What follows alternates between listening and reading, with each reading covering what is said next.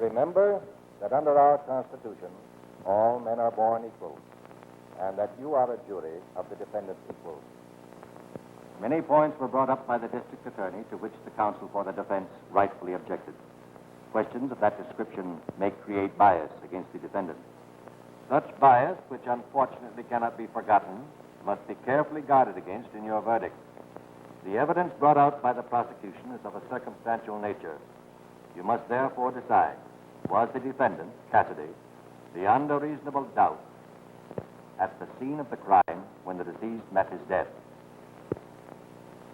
The subsequent evidence is also circumstantial, and again you must decide if those events, those exhibits which you have seen, can be a series of coincidences or absolute proof of the defendant's guilt. Keeping these things in mind, you will now retire and consider your verdict. Everyone will remain seated until the jury has retired.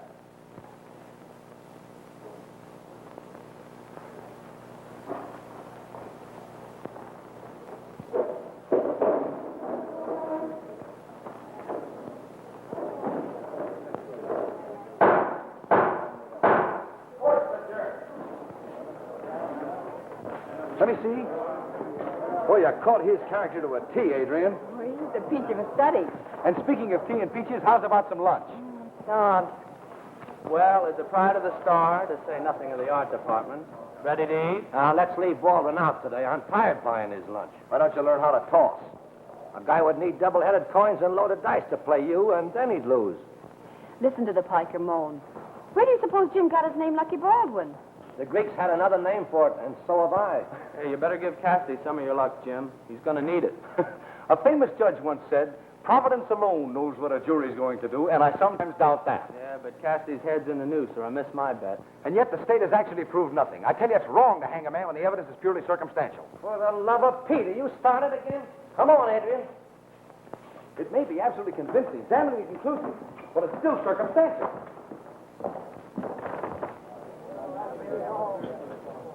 Here's a sugar spike. Sugar? Coming up. Very good. Very good. You know, where it's even possible that somebody else could have committed the crime, life imprisonment should be the limit. Brian Dope could see that Cassidy is guilty. But that is not Jim's point. The man could be innocent. Well, that's what juries are for. And if they find him guilty, it's up to the judge to hang. And that's what I object to. Oh, get a soapbox. You've gone bugs on the subject. Yeah, why lose your head over an execution? Yeah, I guess I am a bit loony on the subject. Uh-oh.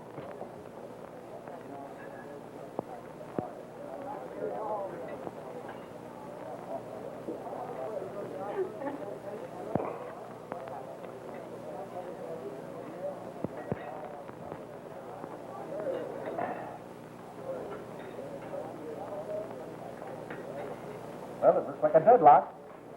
Come on, let's cross to the line. I suspected it. Well, here's where Lucky Baldwin does not pay. Odd man out.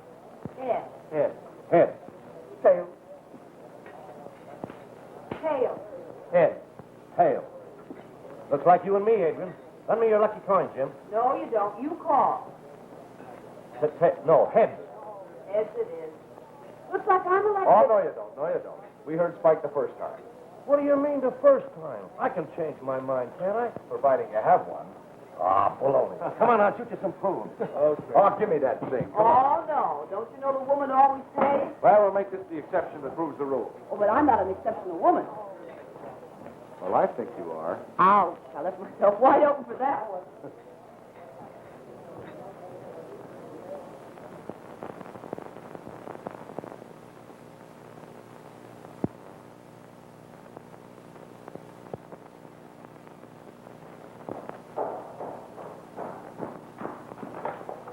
You're not usually in such a hurry to get back.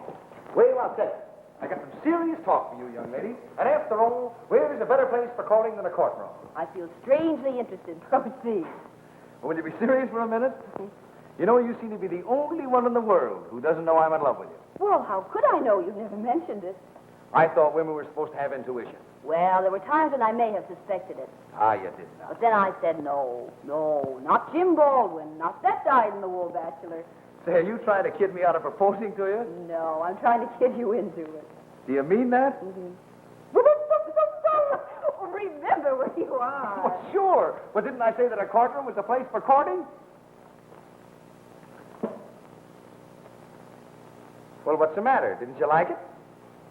Yes, but I was thinking of something else. Well, that's fine.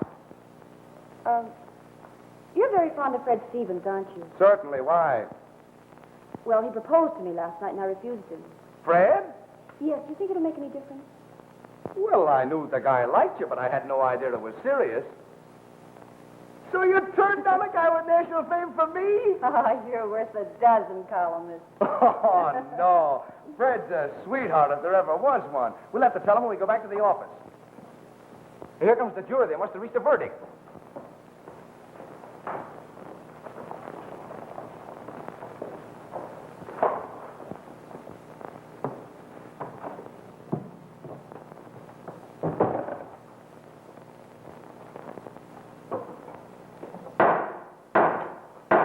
Everybody rise.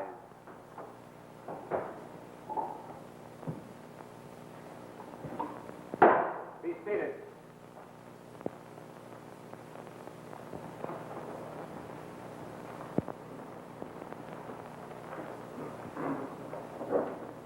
You may proceed. Mr. Foreman, have the jury agreed upon a verdict? We have. And what is the verdict? We, the jury, find the defendant, John Cassidy, guilty of murder in the first degree. We, the jury, find the defendant, John Cassidy, guilty of murder in the first degree. So say you all? We do. Prisoner will rise.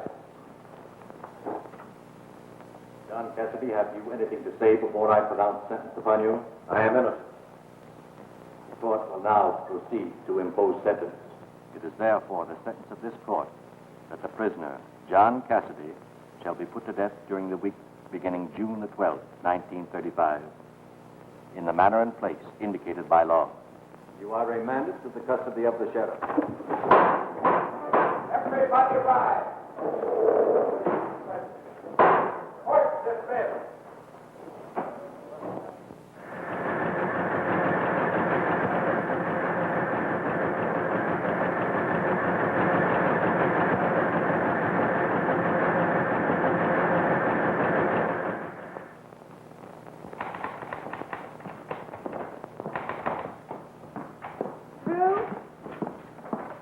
Shall we go in and see Fred now? Might as well. He's got to know sooner or later.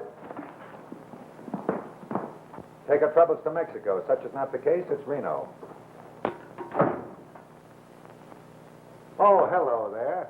Grab yourself a chair. You're just in time to break the monotony. Well, what's the matter? Well, I don't know how to start. Well, it's about me. Afraid we've got some bad news for you. You don't mean to tell me you're engaged. But why come to me like a couple of criminals? Congratulations, Jim. Thanks, Fred. And all the happiness in the world to you, Adrian. Jim was so afraid you'd feel badly. Well, naturally, I feel a loss. But if it couldn't be me, well, the best man won. Cupid's Notebook. Miss Adrian Gray, the beautiful young lady whose spirited drawings are becoming known from coast to coast, has murmured yes to Jim Baldwin, the boy who makes the stars shine.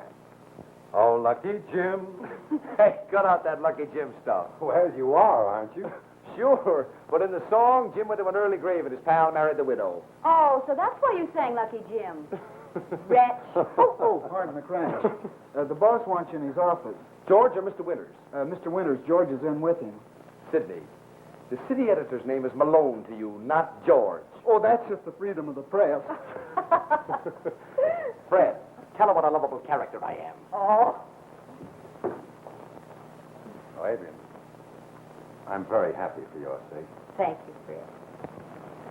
I'm going to try. That's what I want Baldwin for. Good evening, Mr. Winters. Well, did you get the Cassidy case out of your system? Not quite. I'm working on a special for circumstantial evidence. Oh, still harping on that, eh?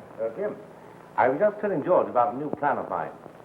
But before telling you, what do you say to a little drink? No, thank you. I'm on the wagon. What? I want to save my money. When a reporter goes on the wagon, it's news. And when you want to find the cause, seek the woman. Well, you won't have far to look. It's Adrian Gray. Well, congratulations. Thank you, sir. A reporter's got no business getting married. Well, you did. That's why I know. Married life isn't always easy, Jim. We only get out of it what we put into it. The best I can wish you is that you'll be as happy as Mrs. Winters and I have been. Thank you again, sir. Now, this calls for a little celebration. I'll send for Adrian. Ask Miss Gray to come in. Would you mind asking Fred Stevens also? And Mr. Stevens. You know, I always thought Stevens had his eye on Adrian. Well, that's why I wanted you to ask him. I mean, we've told him, but I don't want him to feel that he's left out. And won't Mrs. Winters be thrilled? You know how women are over weddings. I'm afraid she would have favored Fred. Oh, no, she's very fond of you, too. I know she'll want to give a party to announce her engagement. My very best wishes, Adrian. What's this? What's this? Oh, goodness, does everyone know already? Who's been doing all the broadcasting? Well, I said I was going on the wagon, and George had such a fit, I had to tell him my reason. Yeah, he had to tell. Deeply shameful, I suppose. Yeah. Hung his head like a turkey gobbler. Well, here's my sympathy to both of you. Just ignore him. I asked you in to wish you both every happiness and prosperity. That thing around the corner. Yes, George, the corner they both decided to turn to a happy future. Thank you.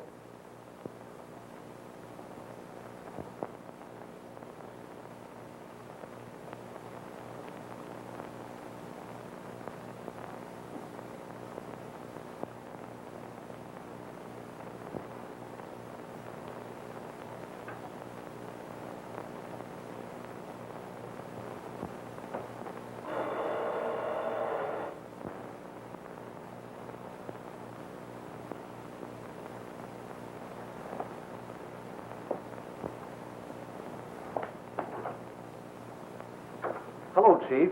I got the lowdown on Mrs. Goodwin. I'm interested in only one woman. And if I don't work quick, I shall lose her. I didn't know you were the marrying kind. Huh? Get out. Get out. Small crew. Small crew. Where's my dinner jacket?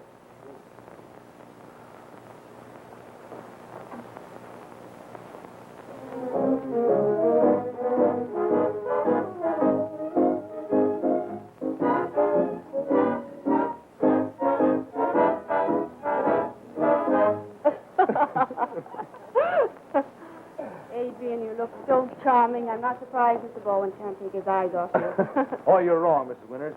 I was just wondering how much these gowns cost. You know, in the future, I'll have to buy them. You will not. Do you think I'm going to stop drawing? The only things the wife draws are checks. Oh, hi. Well, I'll leave it to any married man in this room. Will you get a wife, Spike? I'm afraid the only thing she'll draw will be a blank. Oh, yeah? Glad to punch you. Oh, thanks, Sid. I don't know what we'd do without you, darling. Oh, it's the same in the office. I often wonder how they got the paper out before I went to work there. You want to know a secret, Sid? We were always late, but then we got the latest news, and that's what made us famous. Now I'll tell one. Excuse me, please. Here at last. Trying to be fashionable or pretending that you're overworked? Hello, Fred. What kept you? Oh, garnering gossip.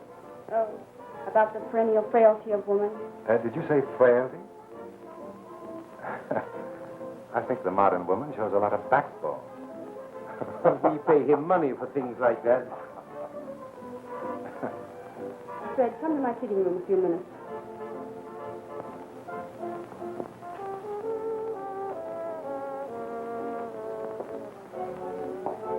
Let me see your ring. Oh, I think it's lovely. Are you going to have a church wedding? I think I'd like to. For men seem to regard it as purely a civil ceremony. I hope you're going to forgive me for being late. That is, if you knew I wasn't here. Oh, yes, we knew. Because everybody spoke without fear of being quoted. But listen, George, we can have the whole country talking about the Star. Every other paper quoting it. I'm looking for my wife. Then there must be something wrong with you. Oh, you don't know her. She's pretty as a picture. She's French. Come on, let's go someplace where we can talk without being disturbed.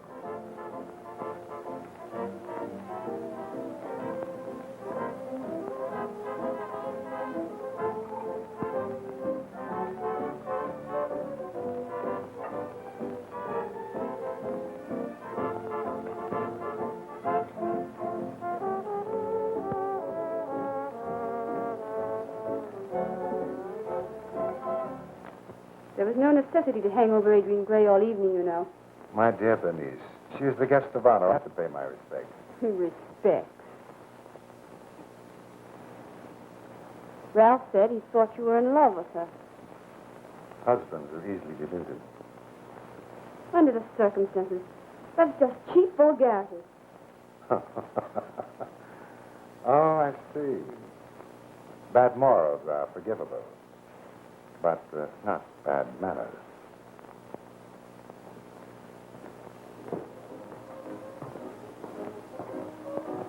Oh, monsieur.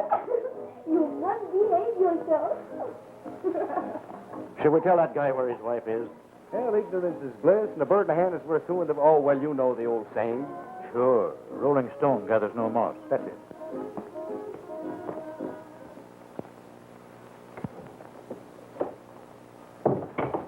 Oh, I beg your pardon, Mrs. Winters. I thought this was the dressing room. Oh, that's perfectly all right.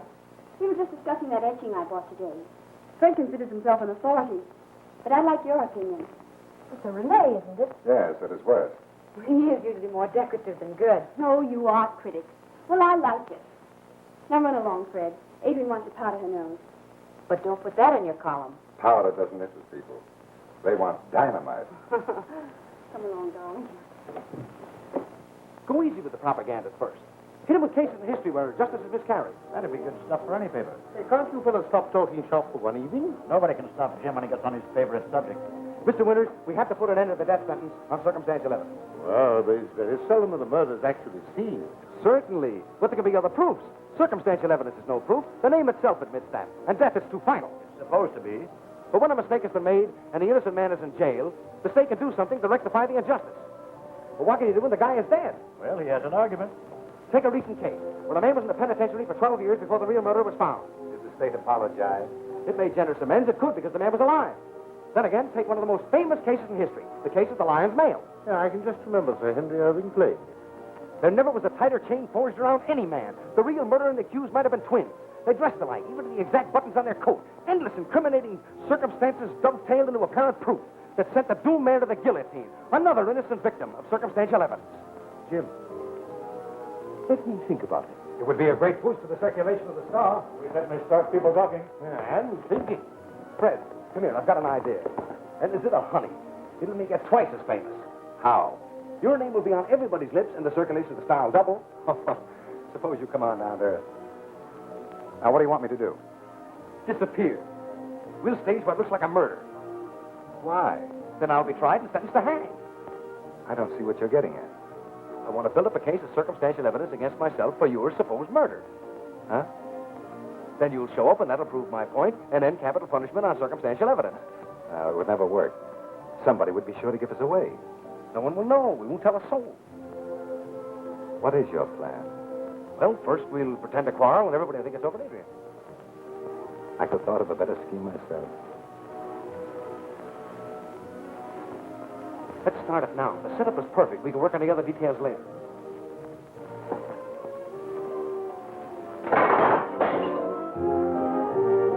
You're just a rotten double-crossing rat.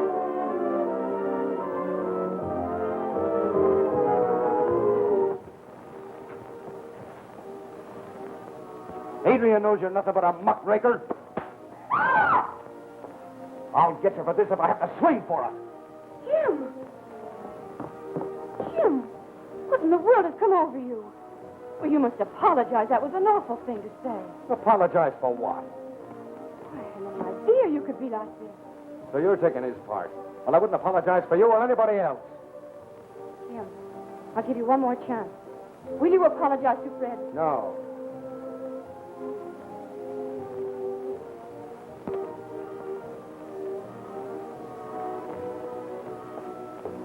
Oh, now, wait a minute, honey.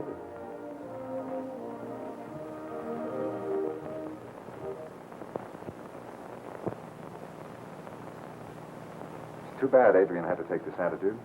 Yeah, it kind of hurts. Where's that guy Moglu? Tell him to get me another drink. Oh, I had to fire him. I'll get you one myself. Make it straight this time, will you? You know, I'm going to go through with this thing. I'm not going to back out now.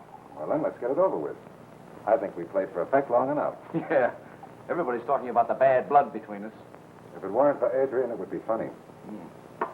Well, success.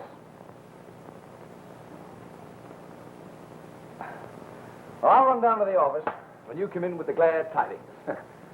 Some actors, we ought to be in pictures. Yeah. So long, Barrymore.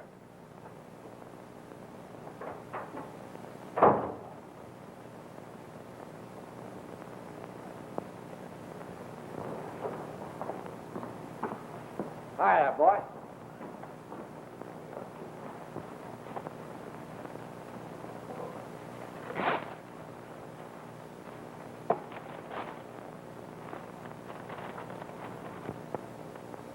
Is there a brewery in the neighborhood? No, but I think Jim's buying one on the installment plan. Getting any dope for the boss? Plenty. What's the idea of the gun? Ooh, I've been to some pretty queer places lately. Is that the only reason?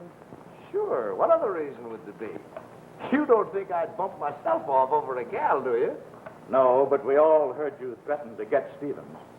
Well, maybe I will yet. But don't worry. When I do, I'll have a good alibi.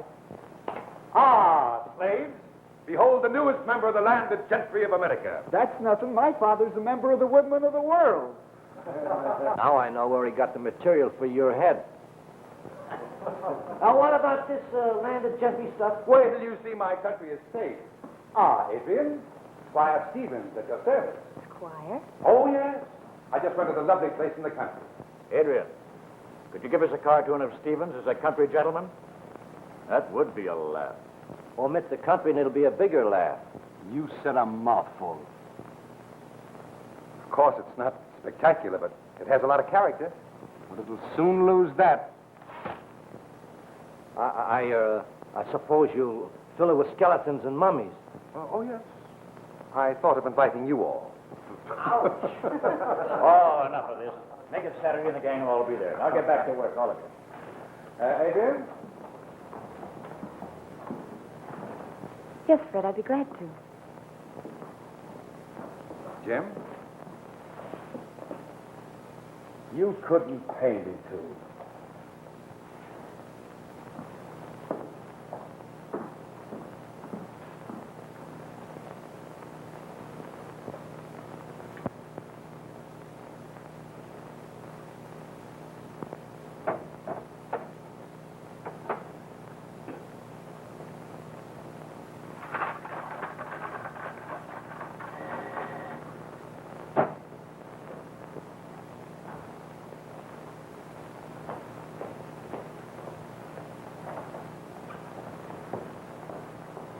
This is very indiscreet. I'm giving a party tonight. Why didn't you answer my last note? That's another indiscretion. You seem to have a sudden concern for my reputation.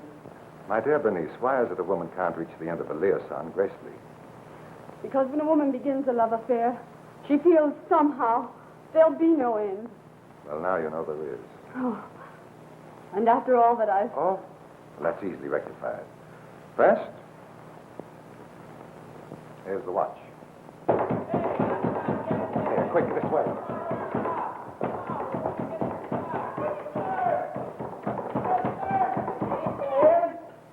Two travelers dying of thirst. Welcome. Did you have any trouble finding the place? Half-mile past the gas station. Here we are. 6.5 roadhouses, exactly. Pardon me, but what's half a roadhouse? Well, we only saw the front of the last one, and you said it was a flop for want of backing. But you stopped at the other 6. Oh, yes. It's unlucky to pass the roadhouse. You always get a flat tire or something. You always get a flat tire if you pass the roadhouse. Who told you that? A man who owns one.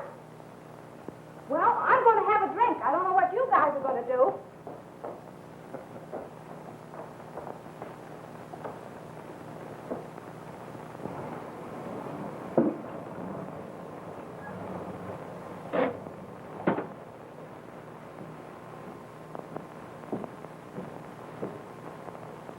Say, do you know where a guy by the name of Stevens lives?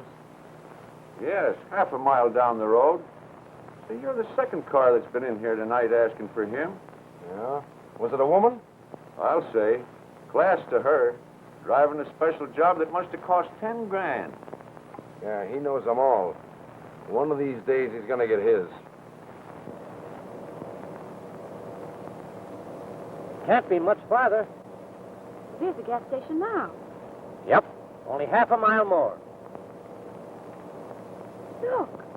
There's Jim. Stop.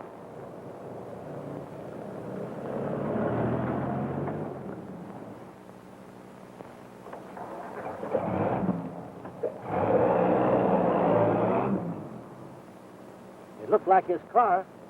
Or what he wouldn't come within 100 miles of this place. Oh, I don't suppose so, but I could have sworn it was he.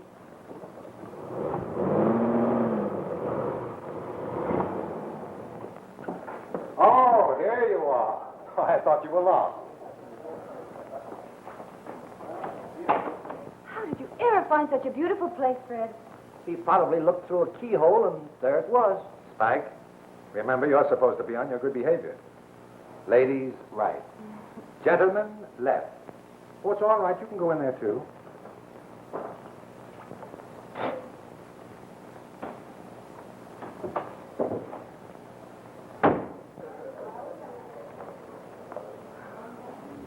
I'm sorry Jim didn't change his mind and come to the party. I can't understand him. Is there anything I can do? To me, there's only one thing that matters, Adrian, and that is your happiness. Oh, you've been splendid, Fred. I don't think there's a jealous thought in your whole makeup.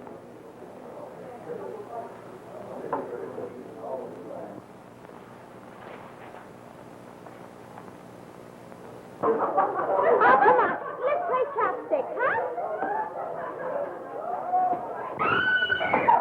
What's the matter? Oh, a man at the window. I think it was Jim Baldwin. Baldwin? Then it must have been Jim you saw. Who saw him? Where? We thought we passed him at the gas station. Yeah, I believe I saw him, too. That's strange. Very strange. But don't let's worry about it. Let's have some laughs. Come on.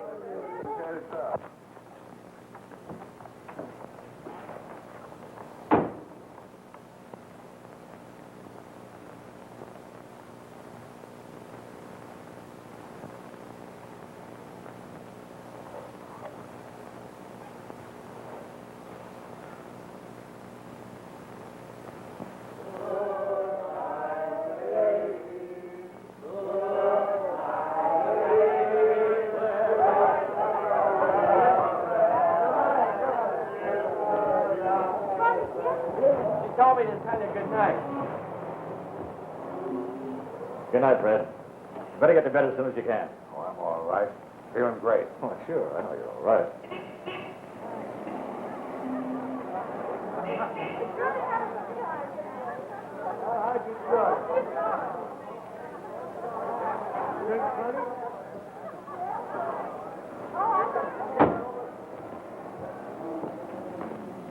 Do you think we should leave Fred in that condition?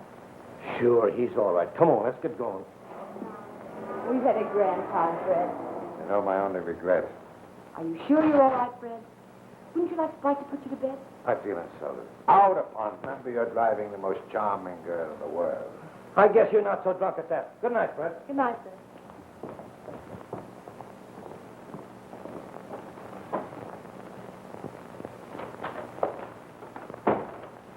Hey, Fred, everything's going like clockwork. Here, too. You were seen at the gas station and on the road. Oh, that's swell. Say, that girl saw me at the window. Yeah, and she recognized you. Well, I'll plant my bones. Now, that's really a thing. Looks like you've been on a diet. You bring the broken cufflink? Yeah. Here it is. That won't burn, and they're sure to find it. If this won't look like a murder, nothing will. I'm as good as hanged. You know, it's a shame to burn this place. Oh, it's worth it, all right. I'll go and get the oily rags, and you better open the windows to make sure there's a draft.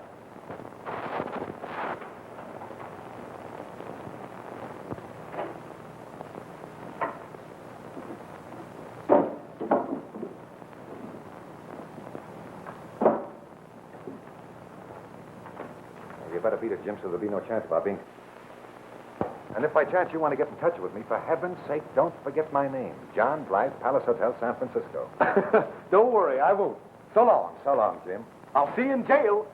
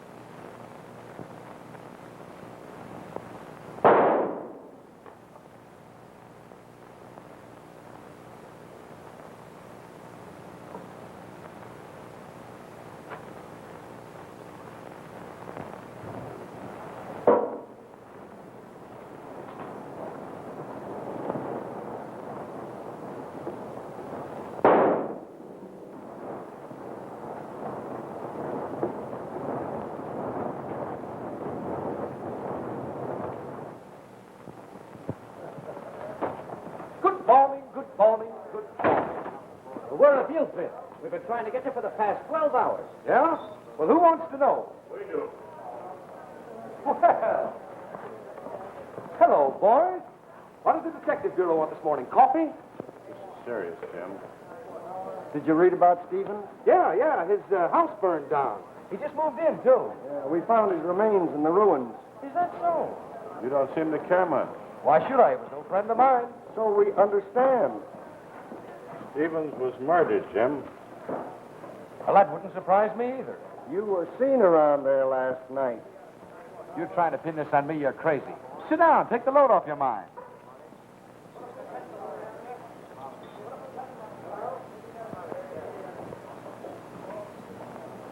You don't seem to take this seriously, Jim. But I tell you, you're in trouble. Don't make me laugh. Just because I have a quarrel with a guy and his house burns down and you find a few bones, I'm a murderer. I'm not talking about just bones. Look at this. We found one half of the cufflink beside the body. The other half in your room.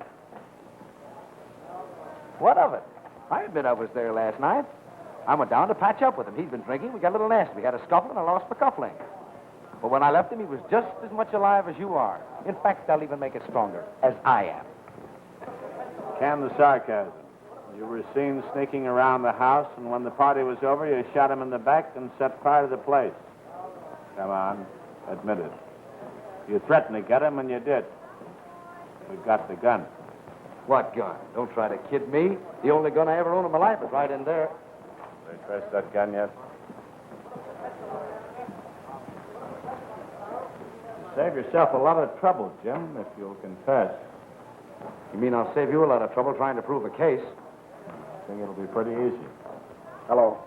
This is Taylor. Have you traced the gun in the Stevens case? Okay. The gun was bought by Baldwin 10 days ago. That was just after he threatened to get Stevens. So you found my gun? He didn't tell me about that. What's that? Oh, nothing.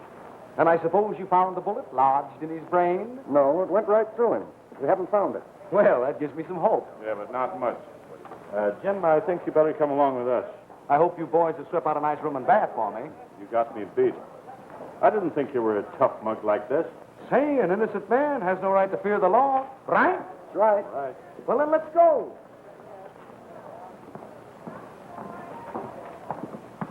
Jim. It's all right, kid. What's the matter? They've been questioning you? Yes. Spike and I were the last to see Fred alive. We had to identify the body. Couldn't have been much left but a lot of charred bones. Jim, how can you? Oh, Fred, it was ghastly. Back was horribly burned, but not his face. What are you talking about? Talk sense, Adrian. You mean to tell me that Fred's body was actually found in the fire? That you could recognize it? Oh, I thought you knew. Knew what? There were only supposed to be some bones. Don't tell me that Fred is dead. Better come along, Jim.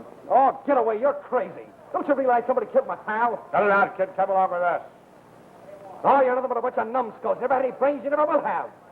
I can clear myself. I'm not worried about that. We staged the appearance of a murder. We never quarreled. That was all a frame. Sure, I was seen around the house and the gas station, and we planted some old bones of a skeleton. The coupling was my idea. Fred must have thought of the gun afterwards. I left him when he was to set fire to the house. Then he was to go to San Francisco and hide out until I was to be hanged. Oh, yeah? Well, what was all this for, Jim? To prove the weakness of circumstantial evidence. Don't you remember the argument? That's a new alibi, all right. But who's going to believe it? Well, I was prepared. Not for this, of course. But something else might have happened. Well, can you prove this, Jim? Certainly. Run over to Hope Hardwell and Williams and engage them to handle the case. I left a sealed document with them which explains the whole thing, and it's signed by Fred. So long, honey, and don't worry about a thing. Pretty clever. How would you know? Come on, lock me up and get busy looking for the real guy.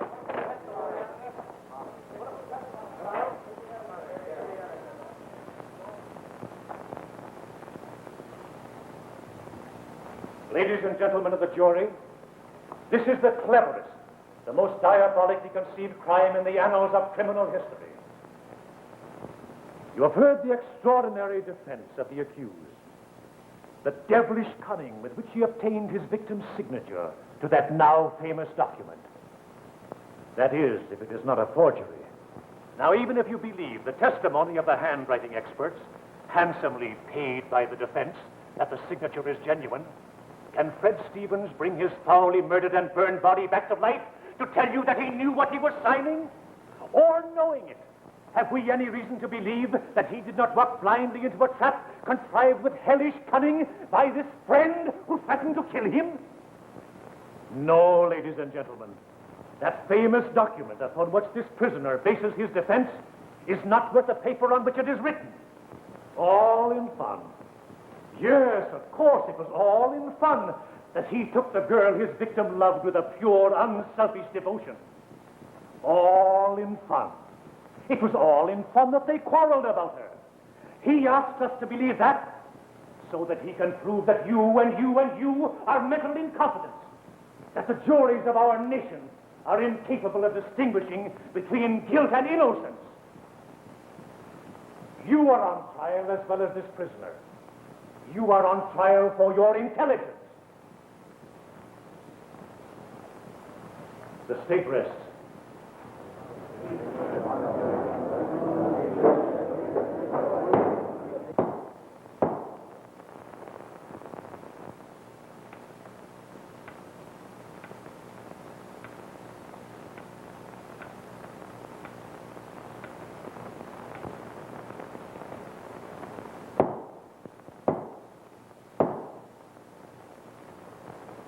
The prisoner will rise.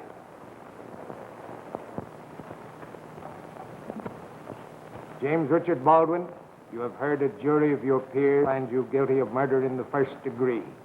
Anything to say before I pronounce sentence upon you? Your Honor, there is only one sentence you can impose.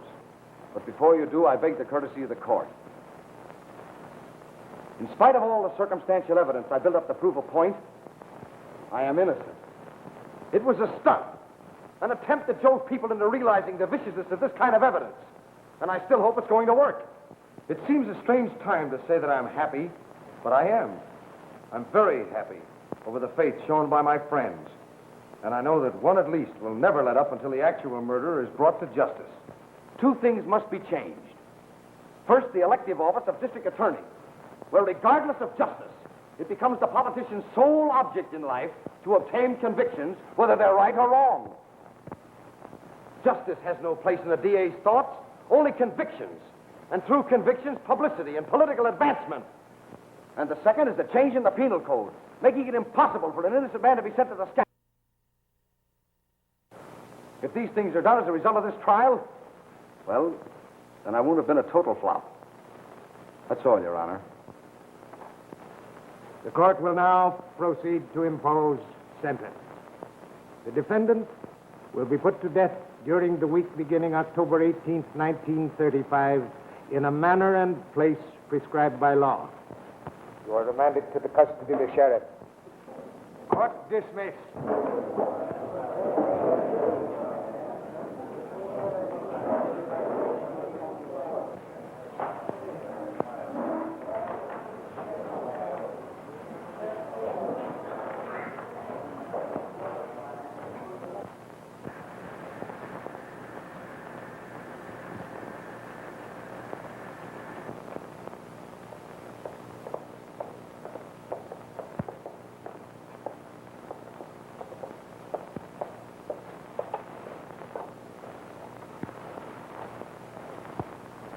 A lady and a gentleman to see Baldwin.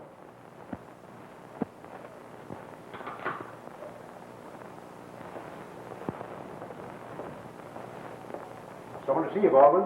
Oh, tell him I'm not home. Hey, wait a minute. Give me a little argument. I'll come out.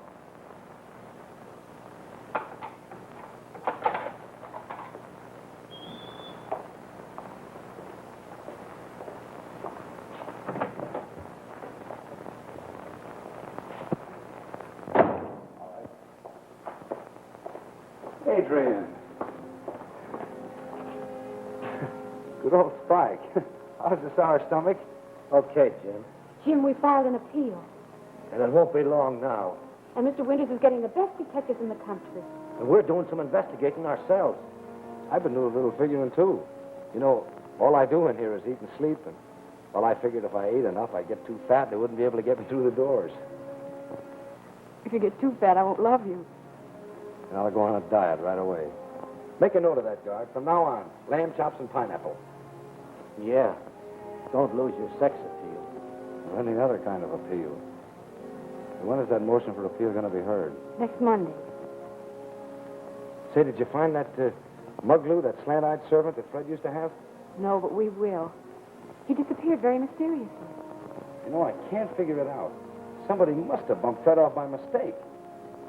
Oh, well, we'll find out, and when we do, well, you and I'll... Won't we? Of course we will. Time's up. Say, Kelly, if I stick my face through there, will it be all right if she kisses it?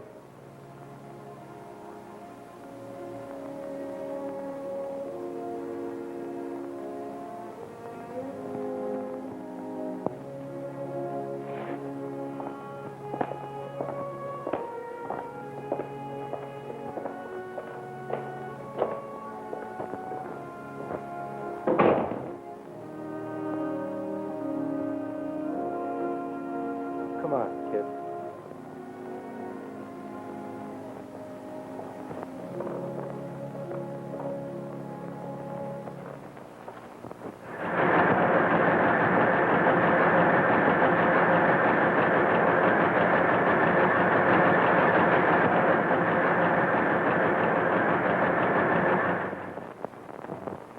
But there must be something you can do. Surely you could spare the life of a man against whom no crime has been proved. We've gone over all that, Miss Gray. Has any new evidence been uncovered? But what can I do? Mr. Winters has tried to hire the best detectives, and they won't even take his money. His is a sadly misplaced friendship. He has offered me every inducement that a publisher can offer a politician to commute the sentence. But I can see no extenuating circumstances. One more week. I'm sorry, Miss Gray. Oh, please, please not tomorrow. Kindly escort Miss Gray to her car.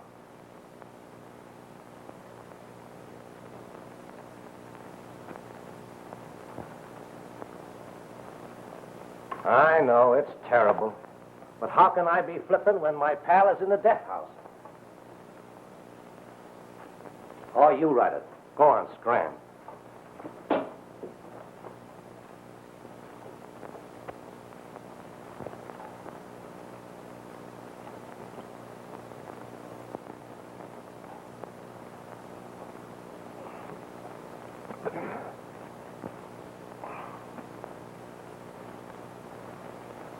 Mr. Harris to see you.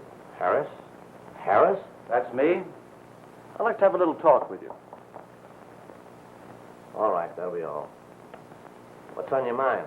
Well, I never had the pleasure to meet you, but I was an old friend of Stevens. You were? Well, I don't recall Stevens ever having mentioned you. He wouldn't. I'll tell you why. I used to get a lot of information for Stevens, and I can do the same for you.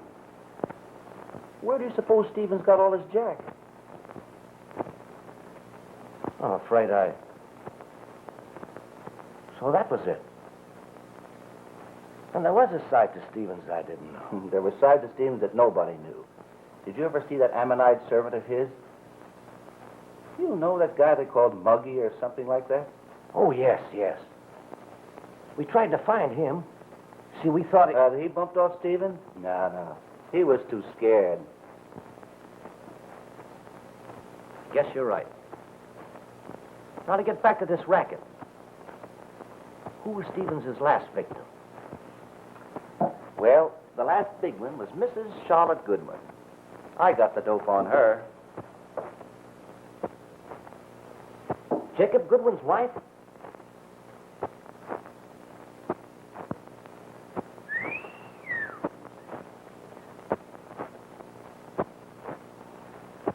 When was the last time you saw Stevens?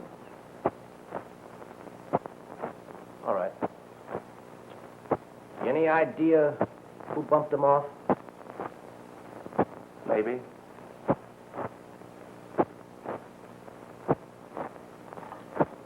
Have a little drink? Now, just what was the lowdown on this Goodwin dame?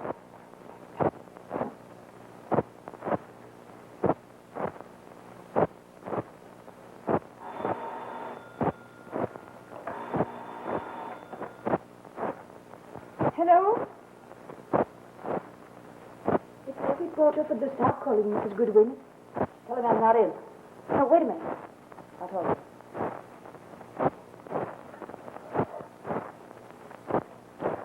Mrs. Goodwin speaking. This is Mr. Horton speaking. Mrs. Goodwin, it'd be to your advantage to get over here just as soon as possible. Hello? Hello?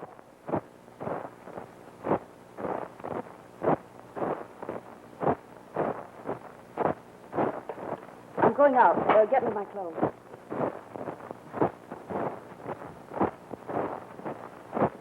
Mrs. Goodwin to see you, Mr. Horton.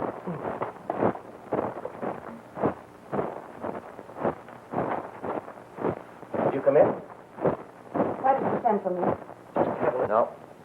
You're just out of the frying pan and into the fire. The police have framed a clear case against you for his murder. But I had nothing to do with it. I didn't say you did. I only want to make amends for what Stevens did. And guilty or innocent, the safest thing for you to do is to get out of the country. But I tell you I'm innocent. It's much easier to fight these things from a distance. But they've proven Baldwin guilty. That's just a bluff. They're trying to throw you off your guard. I didn't do it. I swear I didn't do it. All right, Mrs. Goodwin. Think it over.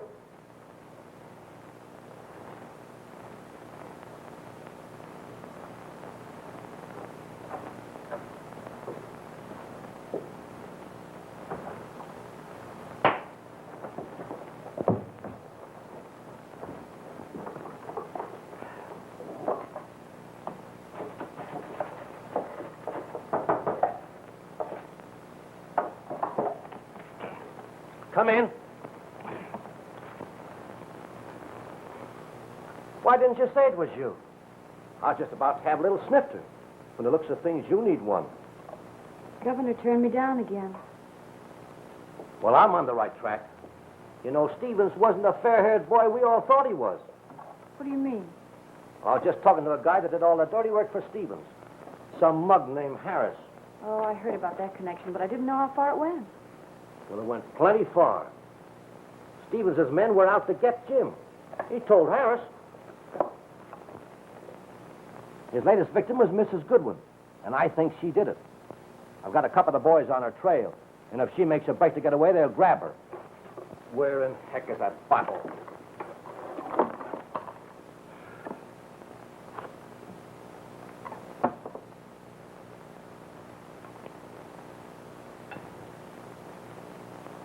Mike! Huh? Look at this.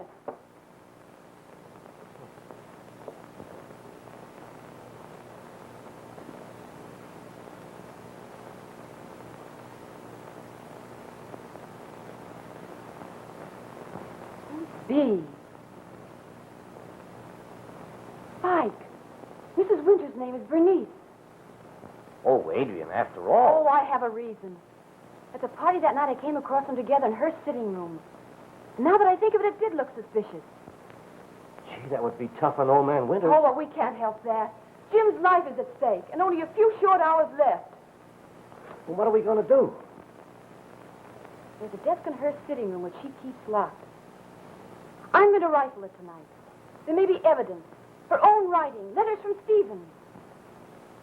You're going to break into their house? Certainly.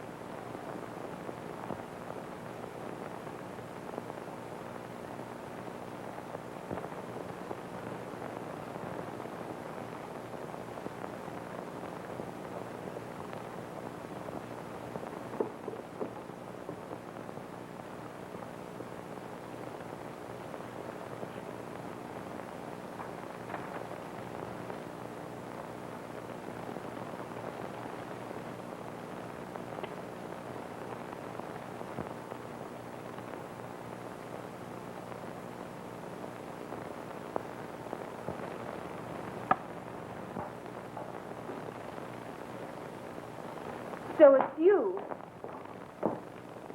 Is this part of your profession or merely an avocation? This is no time for the niceties of sarcasm. I came here to pin the murder of Fred Stevens on you, and I've succeeded. I think you exaggerate. Not a bit. I can prove that he was your lover. And a very deceitful one. You wrote a note to him saying you would do something desperate. You wrote here that you were going to have it out with him. You were out at the gas station the way to his house the night he was murdered. And there is the watch he wore until that night. It's true. I did go there that night, but before the party, I had every reason to want to kill Fred Stevens. But someone robbed me of the chance. I left before the first guest arrived, and I never saw him again. If you want proof, I had charge of the store at the charity bazaar that night. And after I left him, I went there and was seen by hundreds of people at the time the murder was committed. Here it is. It must have been 3 a.m. when we left, long after the fire was discovered.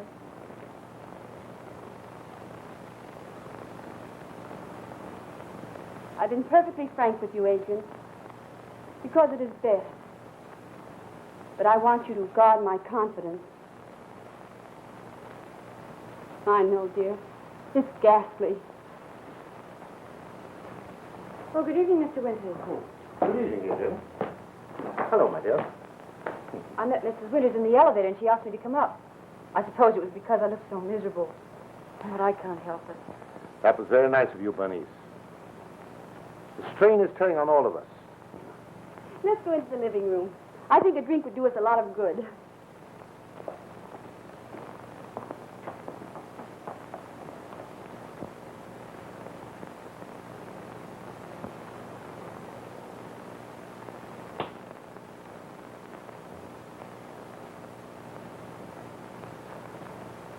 You want a drink, Baldwin? You can have as much as you like tonight. No, thanks. You look like you need one more than I do. My nerves are all right. Boy, but this place has sure made me change my thoughts. You want to make a confession? No, I have nothing to confess. But I don't see why I have to die to prove something that will be forgotten the moment another murder's committed. Meaning which? Mob hysteria, that's what. Do you know that they cheered in the theaters when that Cassidy verdict was announced? Why not? He had it coming to him. All right, say he did. But is that an excuse for cheering? Hysterical blind lust? A yelping, howling pack tearing at their quarry? They should have prayed for his soul, but no! Kill him, a Roman holiday! Hooray! Oh, well. It's a grand old country, and I hope they remember. Nos moratora te salutamus. What lingo is that? Well, it's a little Latin I still happen to remember. Caesar's victims said it 2,000 years ago. We who were about to die, salute thee. Appropriate, isn't it? Hello, Mojo. Thought you were fired. They took me back. I just started. That's swell. Order for Kelly.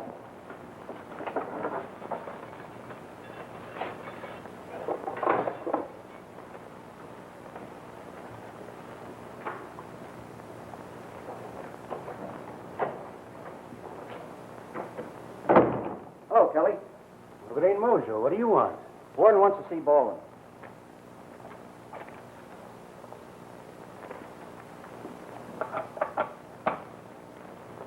Come on out. The warden wants to see you.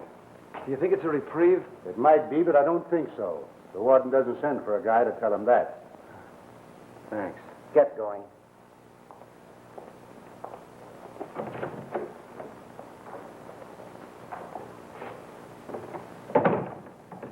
Hey, Baldwin, keep looking ahead.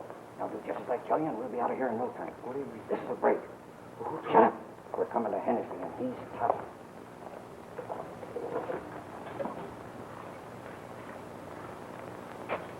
What are you doing with Baldwin? Warden wants to see him.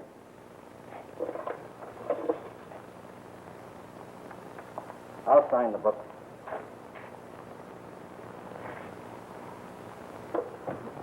Let's go.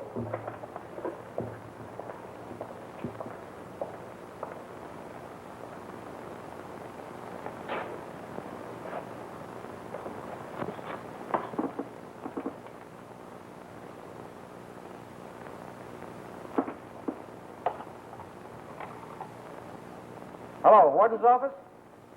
Say, did you send Mosier for Baldwin? Mosher? What are you talking about? He'd have to break in to get back here. Well, that's what he did then. And now he's breaking out with Baldwin.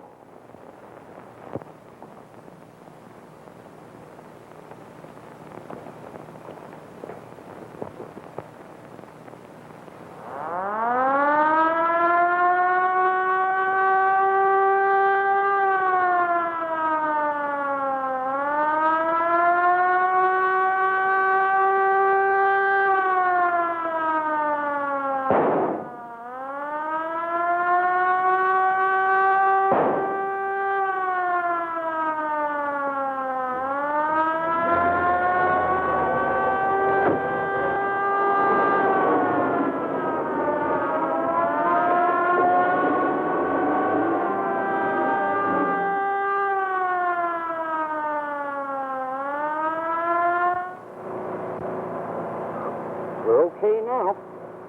Where are you taking me? I know a quiet spot just outside the city. I'll have the driver drop you off, and you go right to Winter's penthouse. Winters? Yeah, that's the guy that's putting up the dough. Sure pays to have wealthy friends. Hurry up and get into your clothes. We'll soon be there.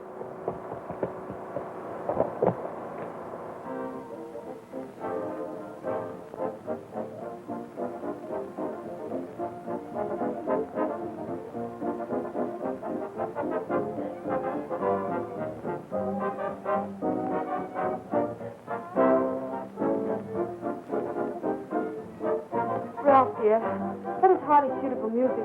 Adrian especially is in no mood to listen to jazz. Oh, I didn't even hear it. I've been thinking. There must be something we can do. If Mrs. Goodwin is guilty, we must delay the execution until we can prove her guilt. Newsflash. Pardon the interruption, ladies and gentlemen, but we have just received the following dispatch from the Press Radio Bureau. Baldwin, the murderer, escaped from the State's Penitentiary tonight on the eve of his execution. Further details in a late edition of the news. He's escaped. Oh, I must find him. He'll need help. Jim's on his way here. Was it your plan? I mean, you helped him to escape?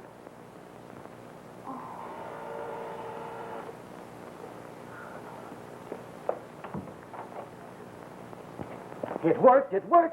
Mrs. Goodwin made a break for Europe, and they grabbed her. We'll have a confession any minute now. Oh, Spike, Jim has escaped. No. Yes. And if Mrs. Goodwin confesses, he need never go back.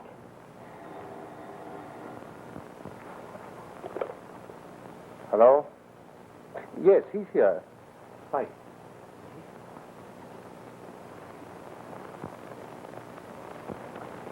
Mr. Horton speaking. Aye, you dumb cluck. Mrs. Goodwin wasn't even in the state the night Stevens was murdered.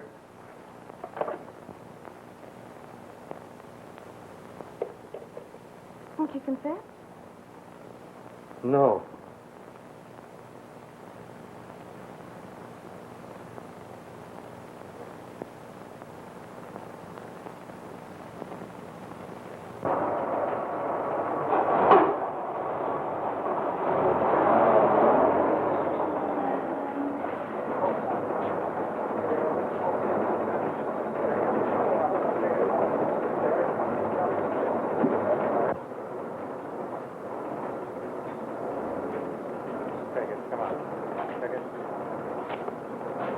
Taking a little trip, Monsieur? What's it to you? What do you want? Oh, just a little talk. You dicks are getting too fast for me.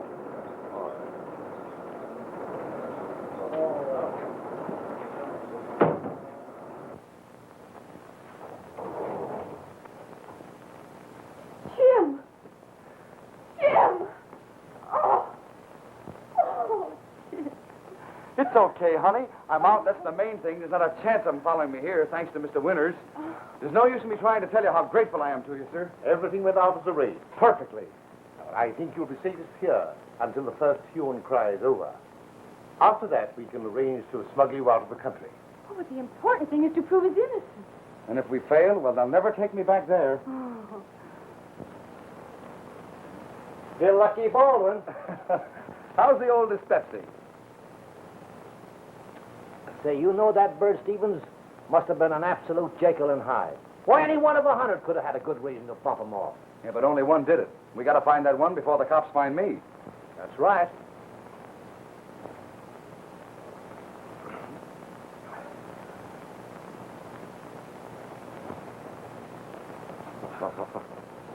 What's the matter with you? You got the jitters? Oh, no, I just forgot to shake my medicine bottle.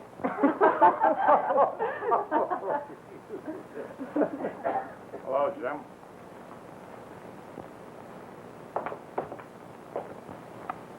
Stay where you are, Baldwin. Oh, yeah? Don't, Jimmy, don't! Oh. Mr. Winters. Mr. Winters. Oh. Oh. Oh. Ralph. Ralph. Oh. Someone get a doctor. Too late, Please. my dear. Come on, Baldwin.